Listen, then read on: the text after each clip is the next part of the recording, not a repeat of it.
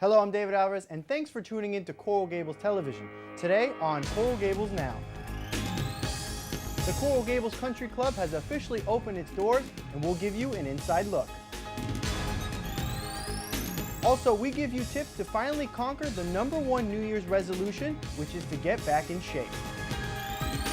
There are some things you need to look out for after your next trip to the doctors. We'll learn about the growing trend of healthcare fraud. The University of Miami is giving out late holiday gifts to city residents. We'll tell you what it is on City News. And we got plenty more, so get ready because Coral Gables Now starts right now.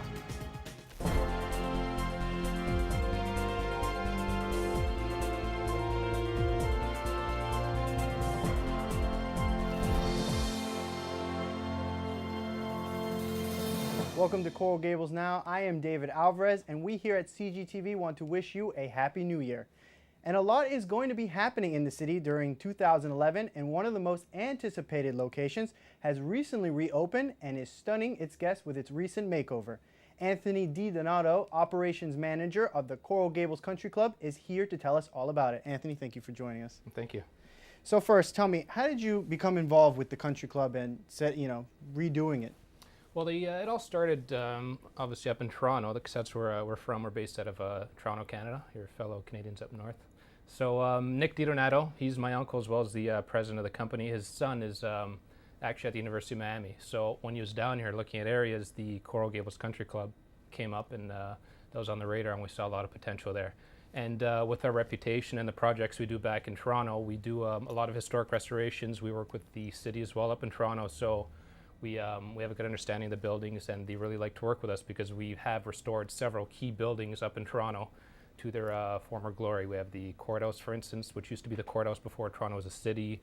Our Rosewater Supper Club used to be the original Consumers Gas building from the 1800s. And lastly, the Liberty Grand, which is our flagship property, which is over 100,000 square feet, Wow. built in 1926.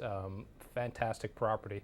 So just all those projects combined, we put a portfolio and a proposal together to the city of Coral Gables, and they saw that this could be a good partnership, and that's why we're here today. And as you know, I mean, the Coral Gables Country Club has a lot of history. So when you take on a project like this, especially with it has a lot of history in the city and a lot of residents, love that place. Mm-hmm. What did you guys want to do for the look and feel of it? What was your goal that you wanted to set? Well, the building was a little dated, and with the look, we wanted to achieve something that was contemporary and modern, but at the same time keep the elements of the country club. So if you look in the grand ballroom, for instance, it's very grand. We have the beautiful crystal chandeliers when you walk in, the marble columns, the plaster capitals. So it has that grand look, but yet in the foyer, it's more of a contemporary look. With the black granite, it's very sleek. We have the crystal chandeliers too, so it all kind of ties in together very nicely. So it's modern yet classical at the same time, and we think it's a perfect fit and a great thing for the city of Coral Gables. And you recently had an opening, and you had a bunch of people there. What have been people's reaction to it? It's been fantastic. People's mouths have just been jaw-dropping. Like, they're just in awe of how beautiful the space is. And the nice thing too is that we've opened this country club up to everybody, not just to the elite few. So this now is Coral Gables. This is your country club. So anybody they could come enjoy our cafe, which is open 7 days a week. Anybody could be a member at our gym, which has very competitive rates. And obviously now the event space, anybody could come, book a Christmas party, they could book their wedding, social events, anything. And we could accommodate parties from 40 people all the way upwards of 500 for sit down and 1,000 plus for a cocktail reception, such as our opening, which is fantastic. So it has definitely a lot to offer. Like you said, it has a gym, it has ballroom space. I mean, and not to mention, like we've spoken before about, now you have also the Liberty Cafe there. So I mean, what does it have to residents to offer? I mean, what else is there? I mean, it's not just becoming a member and just going to the gym. I mean, this is everything. Exactly. So during the week, you could go to the cafe, enjoy a nice panini or coffee. You could also join the gym, which is, like I said, very competitive. And also, we're going to start doing brunches. We just had our Christmas brunch, which was fantastic, and now we're going to start doing Valentine's Day brunches, which anybody could come out and enjoy.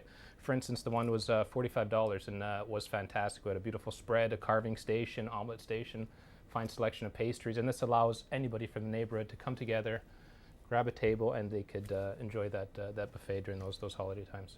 And what do you see for the country club's future? Obviously, it's always been a staple in the city, and it's going to continue to be. I mean, so But obviously things are a little bit different. It has a different look. Like you said, it's more modern, but it still has that contemporary feel.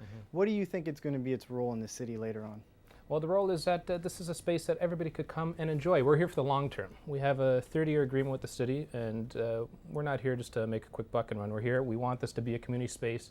We're working with also a lot of foundations and organizations. We're doing a lot of charity events as well, and we like to work with the community and bring everybody in and make this your home. We are opening our doors, and as you can see, we're always open and welcome everybody into the country club. And of course, like you just said, I mean, you have, you know, foundations and stuff doing stuff there, because usually sometimes they do it at the Biltmore, they do it at other spaces, but now this is prime location for a foundation or a group or something like that to have these kind of events. So it's a win-win for everybody, would you say?